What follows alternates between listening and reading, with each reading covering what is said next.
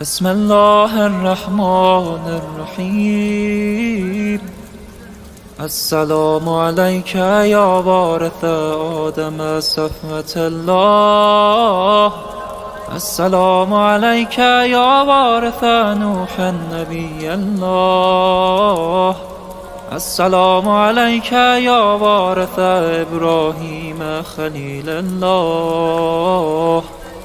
السلام عليك يا وارث موسى كليم الله. السلام عليك يا وارث عيسى روح الله.